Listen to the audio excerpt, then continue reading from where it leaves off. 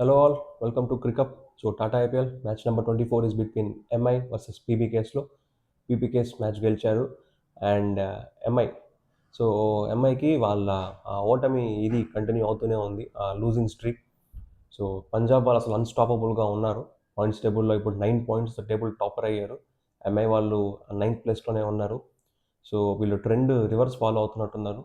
So మన నిన్న కూడా చెప్పుకున్నట్టు వీళ్ళు ఫస్ట్ మ్యాచ్ ఏమో గెలిచారు. 13 years తర్వాత సీజన్ ఓపెనర్ గెలిచారు. ఆ తర్వాత వరుసగా 4 మ్యాచ్లు ఓడిపోయారు. అండ్ సో ఎంఐకి అటు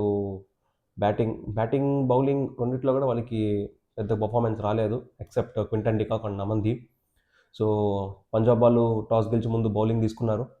సో హర్ష్దీప్ ఒకే ఓవర్లో రయాన్ రికల్టన్ని అండ్ అలాగే సూర్యకుమార్ యాదవ్ని ఇద్దరిని అవుట్ చేశాడు. సో 12 రన్స్కి 2 వికెట్స్ పడ్డారు. పవర్ ప్లే అయ్యేసరికి 35-26 చేసి పవర్ ప్లేకి ఐ థింక్ 40 ఏమో చేశారు అనుకుంటా. 40 రన్స్ అలా చేసి 2 వికెట్స్ పోయారు. బట్ ఎంఐ చాలా చాలా స్ట్రగుల్లో ఉన్నారు. సో అక్కడ ఆ టైంలో there was a partnership between Quinton de Kock and Namandeep. So Namandeep అతన్ని కొంచెం ఎర్లీగా పంపించారు. సో అతను 50 చేశాడు. అండ్ క్వింటన్ డికాక్ సీజన్లో ఫస్ట్ మ్యాచ్ ఆడుతున్నాడు ఈ సీజన్లో ఎంఐ తరఫున. అండ్ వచ్చి రాగానే అతను ఫస్ట్ మ్యాచ్ ఫెంటాస్టిక్గా ఆడాడు. ఒక మంచి ఒక సెంచరీ చేశాడు. 118 రన్స్ చేశాడు. నాట్అవుట్గా నిలిచాడు. సో ఈ మ్యాచ్ మనకు తెలుసు కదా, రోహిత్ శర్మ ఆడలేదు. సో రోహిత్ శర్మని డికాక్తో రిప్లేస్ చేశారు. అండ్ ట్రెంట్ బౌల్ట్ని డ్రాప్ చేశారు. శాంట్నర్ని డ్రాప్ చేశారు. సో వీళ్ళ వీళ్ళ ఇన్నింగ్స్ వల్ల ఎంఐ 195 చేయగలిగింది. ఆ తర్వాత హార్దిక్ పాండ్యా, తిలక్, సూర్యకుమార్ యాదవ్, వీళ్ళు షెర్ఫెల్ రూథర్ఫోర్డ్, సో వీళ్ళెవరూ రన్స్ చేయలేదు. సో ఎంఐలో వచ్చిన 190 రన్స్లో కూడా మొత్తం వీళ్ళ రన్సే ఉన్నాయి. ఒకటి క్వింటన్ డికాక్ది అండ్ నమన్దీప్ది. సో వాళ్ళిద్దరు సెంచరీ, హాఫ్ సెంచరీ వల్ల వాళ్ళు they able to get 195. So 195 అనేది వాంకాడే పిచ్లో ఇట్స్ ఆల్వేస్ చేసబుల్. అది కూడా పంజాబ్ లాంటి ఒక స్ట్రాంగ్ బ్యాటింగ్ యూనిట్కి, ఒక డీప్ డెప్త్ ఉన్న బ్యాటింగ్ యూనిట్ అది. పైగా వాళ్ళు మంచి ఫామ్లో ఉన్నారు, రెడ్ హాట్ ఫామ్లో ఉన్నారు. సో వాళ్ళు బ్యాటింగ్ రాగానే వాళ్ళు ప్రియాన్ షారియా త్వరగానే అవుట్ అయినప్పటికీ ఫస్ట్ ఓవర్లోనే దీపక్ చాహర్ వేసిన ఓవర్లో 26 రన్స్ వచ్చాయి, 22 రన్స్ వచ్చాయి. సో ఆ తర్వాత ప్రియాన్ షారియా అవుట్ అయినప్పటికీ అక్కడ ప్రభ్ సిమ్రన్ 200 స్ట్రైక్ రేట్తో ఒక 80 చేశాడు. అండ్ వాళ్ళ కెప్టెన్ శ్రేయస్ అయ్యర్, సో అతను ఒక 68 రన్స్ చేశాడు 180 స్ట్రైక్ రేట్తో. వాళ్ళకి వెంటనే 2 వికెట్లు పడ్డాయి. సో కూపర్ కాన్లీ, ప్రియాన్ షారియా ఇద్దరు అవుట్ అయినప్పటికీ వీళ్ళిద్దరూ ఒక 100+ రన్స్ పార్ట్నర్షిప్ చూసాం వీళ్ళిద్దరి మధ్యన, rub Simran and Shreyas Iyer. So వాళ్ళిద్దరు చాలా ఈజీగా, కూల్గా, చాలా డామినెంట్గా మ్యాచ్ని గెలిచారు. అసలు ఎంఐ బౌలర్స్ అసలు వాళ్ళకి క్లూ లేదు. అసలు వీళ్ళిద్దరికి అసలు ఎలాంటి డెలివరీ చేయాలి, ఏ లైన్ పెట్టుకోవాలి, ఏ లెంత్ని కొట్టాలి, అసలు కంప్లీట్గా అసలు దగ్గర క్లూ లేదు. అండ్ హార్దిక్ పాండ్యా అయితే అసలు చాలా చాలా ఘోరంగా ఫెయిల్ అయినట్టు చెప్పాలి. కెప్టెన్గా కానీ, ప్లేయర్గా కానీ అసలు తనకి అర్థం కావట్లేదు ఎవరికి బౌలింగ్ ఇవ్వాలి, ఎవరికి ఏ లెంత్ బౌలింగ్ వేపియాలని చెప్పి. అసలు ఆ ఫీల్డ్ ప్లేస్మెంట్ కానీ అసలు దానికి అసలు he has no clue. So ఒక దారుణమైన పర్ఫార్మెన్స్ అని చెప్పాలి ఎంఐకి, ఎస్పెషల్లీ వాళ్ళ బౌలింగ్ డిపార్ట్మెంట్. అండ్ బుమ్రా మళ్ళీ ఈ మ్యాచ్లో వికెట్ లేకుండా వెళ్ళాడు. సో ఫస్ట్ టైం వరుసగా 5 మ్యాచ్ల్లో బుమ్రా వికెట్ లేకుండా వెళ్ళడం అనేది. అండ్ ఈ మ్యాచ్లో కొంచెం చాలా ఎక్స్పెన్సివ్ కూడా అయ్యాడు. 4 ఓవర్స్లో 41 రన్స్ ఇచ్చాడు.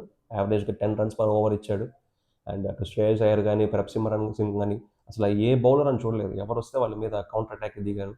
అండ్ శార్దుల్ ఠాకూర్, దీపక్ చహర్ వీళ్ళంతా 40+ రన్స్ ఇచ్చేశారు. గజన్ఫర్ ఒకడు కొద్దిగా బెటర్ బౌలింగ్ చేశాడు. 35 రన్సే వచ్చి 2 వికెట్స్ ఏమో తీశాడు.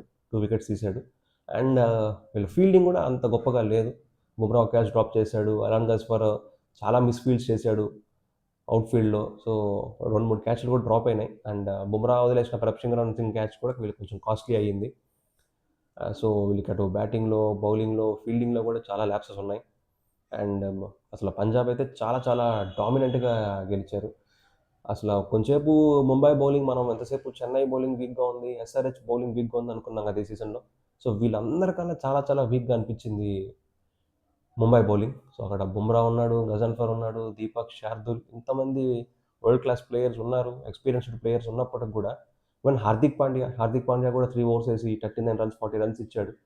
సో ఓవర్కి 10 రన్స్, ఓవర్కి 13 రన్స్ ఈజీగా ఇచ్చాడు ఆన్ యావరేజ్. సో ఎవ్వరు కూడా వాళ్ళకి ఒక పర్ఫెక్ట్గా బౌలింగ్ చేయలేదు. ఎవరు కూడా యాటిట్యూడ్ చూపించలేదు. సో ముంబైకి చాలా చాలా స్ట్రగుల్స్ ఉన్నాయి బౌలింగ్లో. సో పంజాబ్ వాళ్ళు చాలా ఈజీగా, చాలా కూల్గా అండ్ చాలా డామినెంట్గా వాళ్ళు 200 రన్స్, ఓకే, 196 రన్స్ వాళ్ళు చేస్తున్నారు.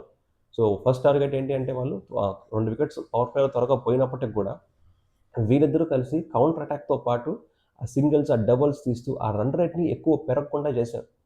సో 190 అంటే 196 చేజ్ చేయాలంటే 10 రన్స్ కావాలి per over on average.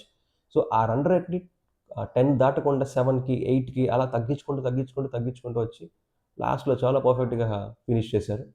And Harshdeep Singh was man of the match. అతను ఫెంటాస్టిక్ బౌలింగ్ ఏసాడు. సో అతను ఒకే ఓవర్‌లో వీళ్ళిద్దరిని ఔట్ చేశాడు. రికల్టన్ని అండ్ సూర్యకుమార్ యాదవ్‌ని. సో అతను 4 ఓవర్స్‌లో 20 రన్స్ ఏమో వచ్చి 3 వికెట్స్ తీసాడు. సో పర్ఫెక్ట్ బౌలింగ్ చేశాడు. అండ్ క్వింటన్ డికాక్ అసలు వచ్చి రావడంతో ఎటువంటి గిషర్ ఏం ఫీల్ అవ్వలేదు. మంచి టచ్‌లో ఉన్నాడు. ఒక ఫైన్ సెంచరీ చేశాడు. ఎస్పెషల్లీ అతను చహల్ మీద, విజయ్ కుమార్ మీద కౌంటర్ అటాక్ చేశాడు. ఒక్క హర్షదీప్ సింగ్ తప్పిస్తే మిగతా వాళ్ళందరూ చాలా ఎక్స్‌పెన్స్ అయ్యారు, పంజాబ్ బౌలర్స్ కూడా. సో పిచ్ అండ్ సెకండ్ ఇన్నింగ్స్‌లో వీళ్ళకి బెస్ట్ థింగ్ ఏంటి అంటే పంజాబ్‌కి కలిసొచ్చింది. డ్యూ ఉంది. సో డ్యూ ఉండటం వల్ల బాల్ గ్రిప్ రావట్లేదు స్పిన్నర్స్‌కి. ఎర్లియర్‌గా అలాన్ గజన్ఫర్ కూడా అతను పవర్ ప్లేలో అతను తీసిన 2 వికెట్స్ పవర్ ప్లేలో తీశాడు. సో అక్కడ కొంచెం ఆ స్టేజ్‌లో బెటర్‌గా ఉన్నింది. ఆ తర్వాత బాల్ వాళ్ళ అసలు చేతిలో ఉండట్లేదు. స్కిడ్ అయిపోతుంది. బాల్ ఒక సోపు లాగా అయిపోయింది అది. అసలు జారిపోతుంది. సో అది ఇంకా పంజాబ్ బ్యాటర్స్‌కి ఇంకా బాగా కలిసొచ్చింది. సో పంజాబ్‌కి ఒక మంచి డామినెంట్ విన్. అండ్ ముంబైకి వాళ్ళు చాలా చాలా సీరియస్ థింకింగ్ చేయాలి ఇక్కడి నుంచి. బికాజ్ 5 మ్యాచ్‌ల్లో వాళ్ళు 4 ఓడిపోయారు. ఒక్కటే గెలిచారు. సో ఇక్కడి నుంచి ఇంకా టఫ్‌గా ఉంటుంది వాళ్ళకి. సో వాళ్ళు ఒకసారి మళ్ళీ ఆ థింక్ ట్యాంక్ అంతా కూర్చొని చూసి అసలు పర్ఫెక్ట్ 11 ఏంటి? ఆ మెయిన్ వాళ్ళకి బుమ్రా నుంచి వికెట్స్ కావాలి. ఎప్పుడైతే బుమ్రా వికెట్స్ తీయకుండా ఎకానమికల్‌గా బౌలింగ్ చేస్తూ లేదా రన్స్ లీక్ చేస్తున్నాడో, సో అక్కడే వీళ్ళ బౌలింగ్ వీక్ అయిపోతుంది. సో వీళ్ళకి మెయిన్ బుమ్రా నుంచి వికెట్స్ కావాలి. బట్ మరి బుమ్రా ఓకే. ఈ ఈస్ వరల్డ్ క్లాస్ ప్లేయర్, మనకు తెలిసిందే, ఛాంపియన్ ప్లేయర్. అతను ఎప్పుడైనా కమ్‌బ్యాక్ ఇస్తాడు. అప్పుడప్పుడు ఇలాంటివి జరగొచ్చు. But he is a world class bowler. And ఈ దీపక్ చాహర్, శార్దుల్ ఠాకూర్, సో ట్రెంట్ బౌల్ట్‌ని పక్కన పెట్టి వీళ్ళు ఈసారి రోహిత్ లేడు కాబట్టి క్వింటన్ డికాక్‌ని తీసుకొచ్చారు. ట్రెంట్ బౌల్ట్‌ని పక్కన పెట్టారు.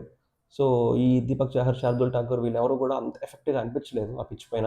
అండ్ వీళ్ళిద్దరూ లైక్లీ టు అంటే same kind of skill sets ఉన్న బౌలర్స్. సో వీళ్ళిద్దరిలో ఒకరిని పెట్టుకోవడమే బెటర్. ఇంకొక ఇండియన్ పేసర్ ఆప్షన్ ట్రై చేస్తే బెటర్ అని అనిపించింది. సో ముంబైకి చాలా సీరియస్ ఇష్యూస్ ఉన్నాయి. బట్ పంజాబ్ వాళ్ళు మాత్రం అసలు అన్‌స్టాపబుల్‌గా ఉన్నారు.